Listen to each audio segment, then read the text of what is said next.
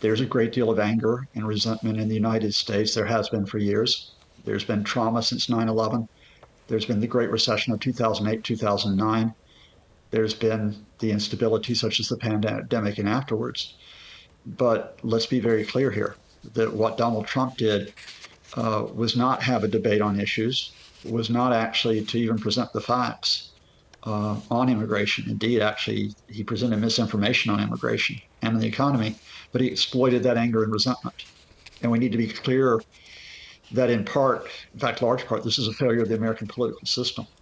It's a failure of the media system, a failure of the civic community to try to ensure accountability, because we do need to have this reminder that whatever you say about Trump winning over those votes, whatever the style was, whatever the rhetoric was, a convicted felon will now be the next president of the United States.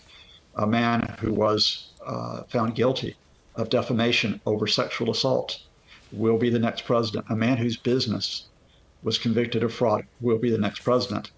So we need to know this is not normal, and that what he is likely to do at home and abroad will not be normal either. And one of the things that he has said, and you alluded to immigration, was that he will raise tariffs targeting Mexico first if Mexico doesn't deal with the wave of immigrants that are coming through the southern border. So do you expect that to happen fairly soon? First, let's deal with some facts, because this is what I'm talking about, spectacle overwhelming it. The level of immigration across the U.S.-Mexico border of undocumented migrants this year is down 77%, decreased 77%. I suspect many of your viewers don't know that statistic. In January of this year, Republicans and Democrats had agreed on the most sweeping border security bill in decades. The person who undermined that was Donald Trump. So Donald Trump does not have a coherent proposal for immigration. He has slogans. It was once Mexico pay for it. Now it's Mexico deploy its military. It was now build the wall. It will probably be build the wall again. But of course, the secret here for Trump is you don't need to give coherent policies if you suck the oxygen out of the room by being provocative. So the problem will remain, and it may be accelerated by that threat to deport millions of people. And let's go on to foreign policy now. We saw with the war in Ukraine, we have heard from Volodymyr Zelensky, president of Ukraine, congratulating the president like all other world leaders would do, and hoping that he would make those efforts towards achieving just peace. Those were his words today of Donald Trump. What might we expect on that front from a Trump administration? What will happen is that Donald Trump will support the line of his friend, Vladimir Putin, to force Ukraine to give up more than a quarter of its territory through peace talks, as it will be framed. How do we know that? In 2017, we know that Vladimir Putin turned Donald Trump with a half-hour discussion on the sidelines of the G20 summit, presenting the Russian case to take over Ukraine. We know that Donald Trump blackmailed Ukraine in 2019 when it would not dish disinformation on Joe Biden. And we know that both Trump and J.D. Vance have effectively said that Vladimir Zelensky is ripping off the United States, taking billions of dollars from it.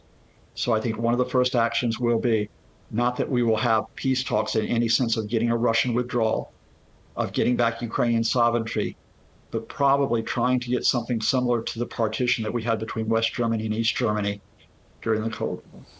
And what's your level of confidence in the checks and balances that would exist politically in the U.S., in the two houses there, in terms of what the president might do with the war in Ukraine?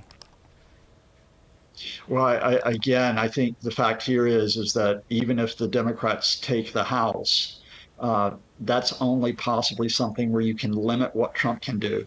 You cannot actually put forward your own legislation, get it through. So the idea that you would get another substantial military aid bill to Ukraine is probably gone.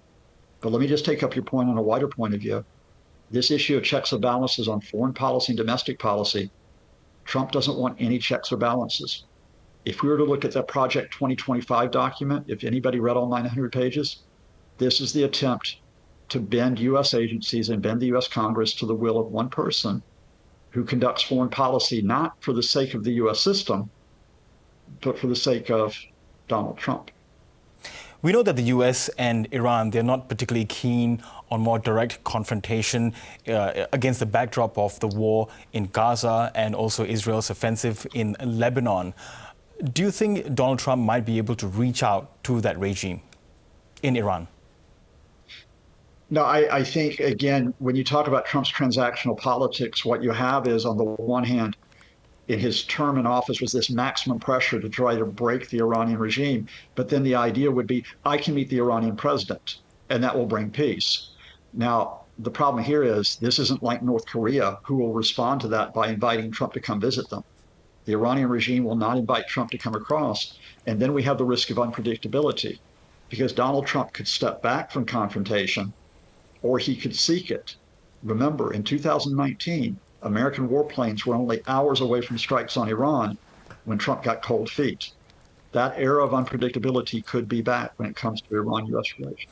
And let's take things closer to where we are here in Australia. Of course, then China's growing influence in Asia and the Pacific Ocean for territory that's been talked about for quite some time.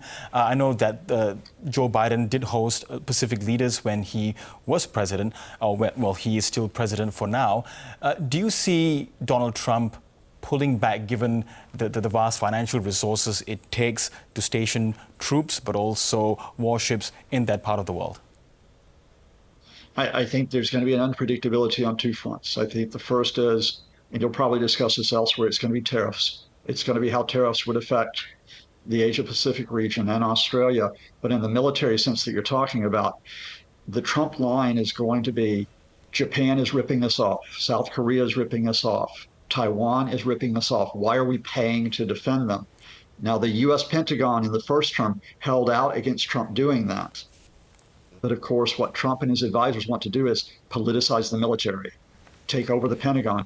So yes, that idea of Asia Pacific security, including Australia, it's not a certainty with the new Trump administration.